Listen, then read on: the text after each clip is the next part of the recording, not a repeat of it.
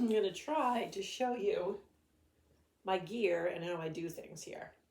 So, there's my semen tank.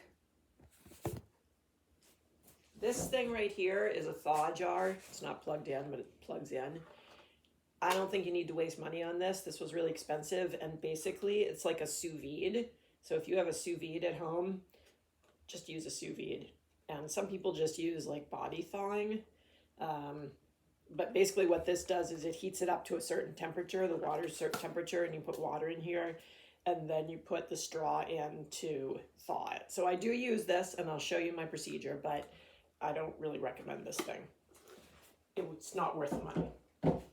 So, okay, so some things that you need are lube,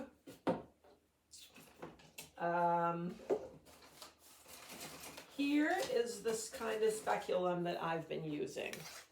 So this is from, I think, B&D Genetics, I believe. And I like it because it has this thing, which is called a introducer, I think. But I think you can use these on other speculums. It fits in my other one. So this helps because it makes a nice smooth entry into the doe's vagina, right? Instead of just this thing having to go in. So this is all a speculum is this tube. And so you put lube on the end here, you insert it in the doe. So the doe is standing like this.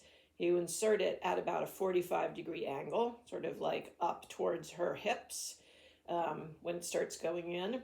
And then you straighten it out after you get in there, because that's the way that the vagina is tilted like that. Okay. Then you are going to need these things. These are sheaths. So they have little ends on them. And then you're going to need, oh good, I have a sheath out that we can practice with. You're going to need one of these is a straw cutter.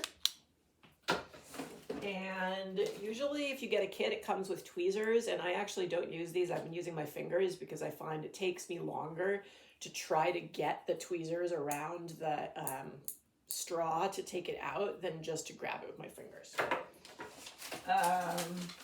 Okay, here is the gun.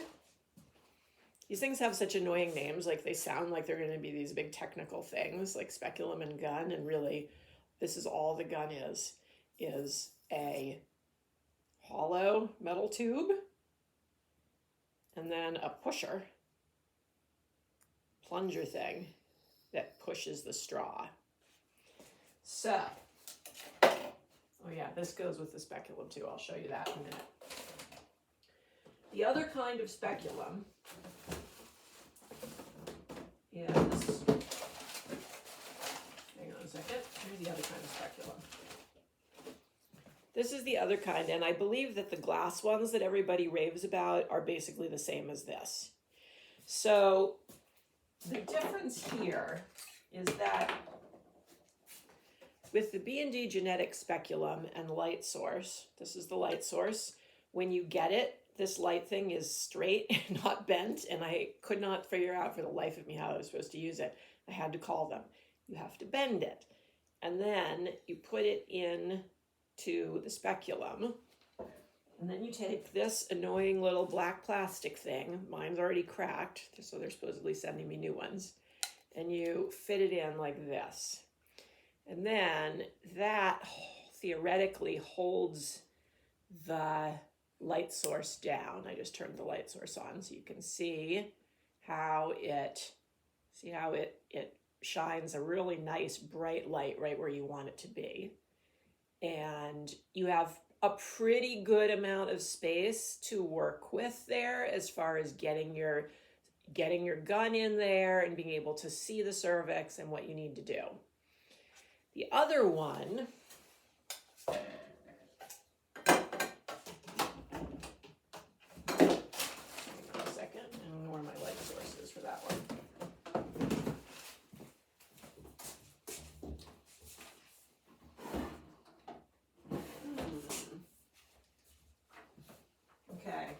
apologize. I don't know where the light source is for this one. It's basically a, what is it? Oh. The light source for this one is really nothing more than a mag light with a like a flashlight with a rubber head on it that you just attach to this little tube thing. And so then you've got a flashlight attached to this. And what I found, I wish I could find it so I could show it to you. I don't know what I do with it.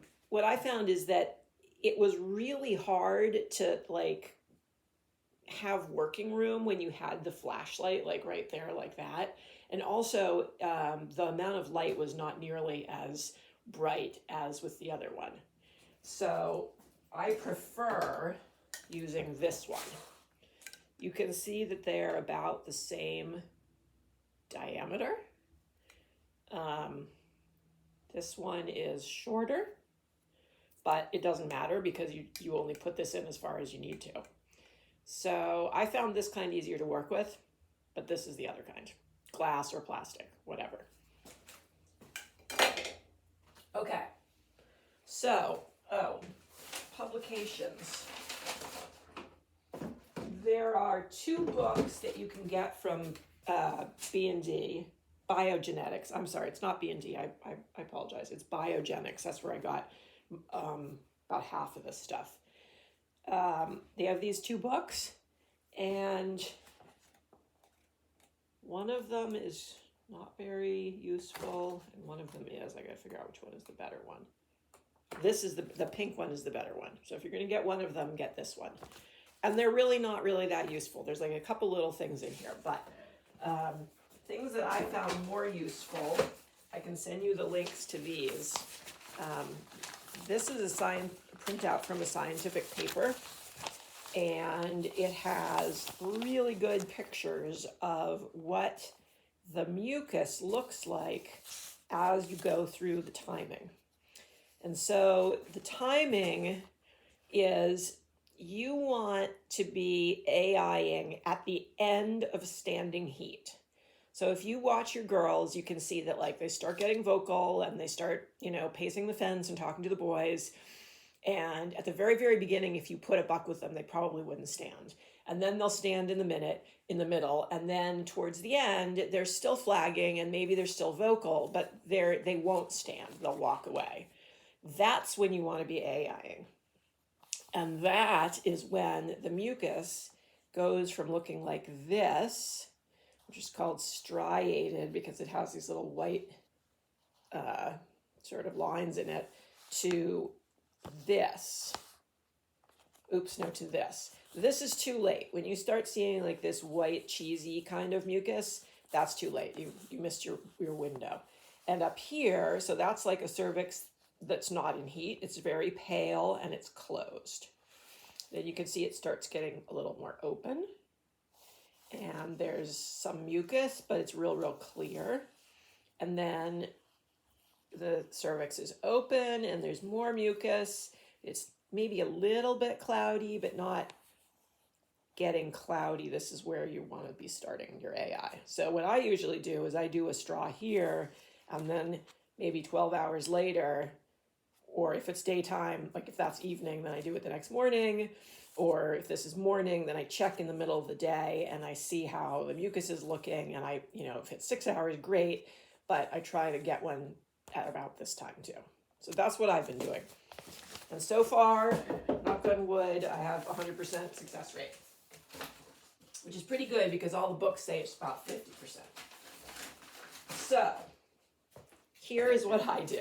This is my particular thing. I should show you that. So we've got the semen tank, open it up, you take out there's none in here, but there'd be a cane in there. And what I do is I just lift it up to about here, look at the top of it, I keep it down, except for when I'm pulling it up and grabbing it real quick. And what I usually do is pull it up and grab it with my mouth and then use my 2 hands to grab I hold this thing with my mouth, and then I use my 2 hands to grab the cane out of the straw out of the cane. Put it back. Crap. There we go. So let's pretend I have a straw. I've just taken a straw out. I shake it off. I put it in the thaw jar. Close the thaw jar, and I leave it in there for 30 to 60 seconds. In the meantime, I take a folded paper towel, put it in my hand, and I keep it warm like this. When the straw comes out, take the straw out, flick the water off. You'll see, you'd be doing this really fast, but I'm just going to pause here.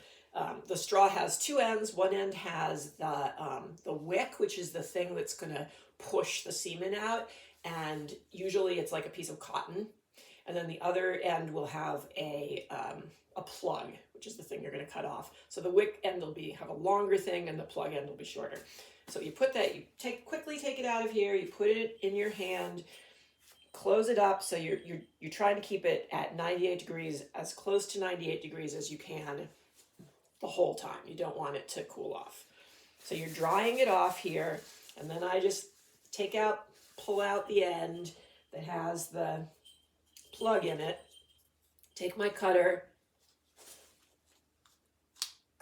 put the straw in the little hole, click it, and now it's open. Now the straw is open and has semen in it. So at this point, I forgot to say, at this point I have taken this gun. Before I got to that point, before I started that, I take the gun, I put it in a plastic bag, and I put it in my pants. So that the bottom part of the gun, I can feel it's cold against me right now. The bottom part of the gun would already be warm before I started with the straw. So now I've got a nice warm gun. Take the plunger out so that I don't mistakenly push the semen out, because I did that once and it splooshed all over my milk room, and that was a very expensive mistake. So I have this nice warm gun. It's warmed up by my body. I take it out, and really quickly I put the straw in it with the wick end down and the open end up. So now we've got a straw in here with the open end up here. And then very quickly I take a sheath, one of those things with a little blue end, and I put that over the whole thing, and you twist it, and twisting it locks it onto the gun. So now you have a sheath with a tiny little hole in the end. Where's the camera? Tiny little hole in the end, so you're not really likely to lose any semen. There's no plunger in here, so it's not going to get pushed out. And I put that back into my... Oh, I should say that the sheath will be in its own little plastic bag, and I leave it in the plastic bag so that it's totally sterile. And then I put the whole thing back in my body. Phew. So I did that all really quick, and I was really nervous because I was trying to get it done before it cooled off. But now I can relax, because now semen is against my body, it's warm, and now I can get the dough ready. So now I'm going to get her up on the stand, or she might have been on the stand already. I'm going to get the speculum in her. I'm going to turn the light on, and I'm going to take my time finding the opening of the cervix. The cervix is going to look like, like a little, you saw the picture, and hopefully it'll be a little bit open, and you want to get the gun with the semen into that opening. So when I have got all that ready and I can see, oh yep, there's the cervix. If there's too much mucus on the cervix and you can't see anything, you might need to take one of these swabs, put it in there and swab the mucus out. I actually have never had to do that, but I've heard that some people do. All right, so if I feel pretty confident, I looked around the cervix, I can see the os, I can see the opening. I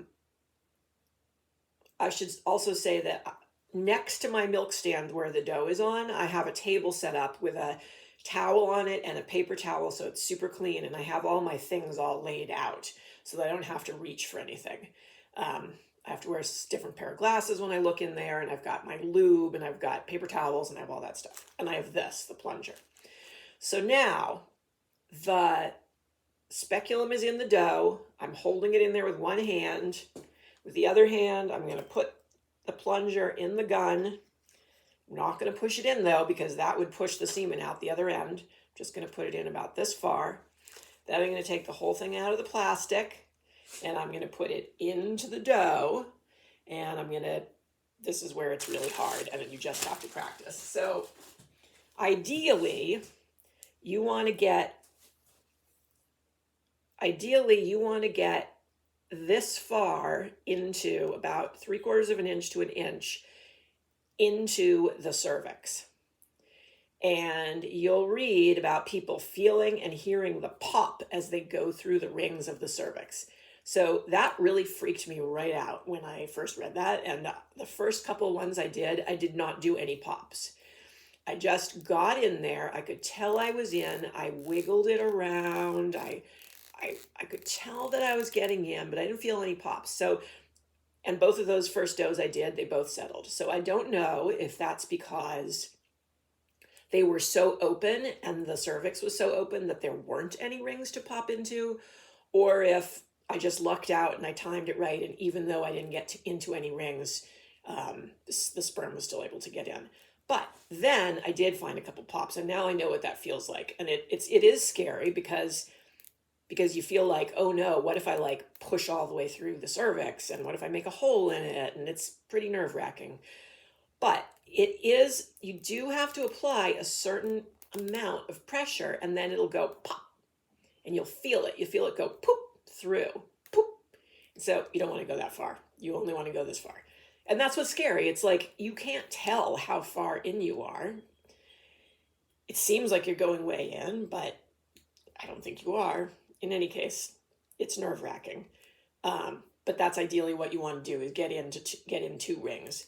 And then once you're in, and I should also say, once you have when the speculum is in the dough and the gun is in the speculum, you don't have to rush. You can take your time because it's warm in there. The sperm's fine. You can take your time finding the os, getting it in there, getting through your 2 rings. And when you're in and you know you're in, you very slowly depress the plunger. And after you've depressed it a little bit, you look in and you see if there's any backflow. So you look at where the gun is going into the os, into the mouth of the cervix, and you look to see if there's any semen coming back out. If you've gotten semen from pretty much anybody except for Blue Mountain, the semen will be colored like yellow, and that's great because you can see it if it's backflowing. If it's coming back out of the cervix, which means that you're not in far enough, you can see that you're wasting your semen. The Blue Mountain semen is clear, and so you can't really see it. But you could probably see it a little bit, and you just want to check and make sure that it's not just all spilling back out into the vagina or into the, speculum or whatever. So when you know that you got it, you continue very slowly depressing the plunger until it's all the way out. Then you take the whole thing out, and then you either milk the dough or massage her udder for 2 minutes, which supposedly, I don't know what it does, but it makes it so that they're going to keep I don't know, something about hormones. And that's it. And then you have to wash everything really well and dry it someplace where flies aren't going to land on it, etc., etc. I think that's it.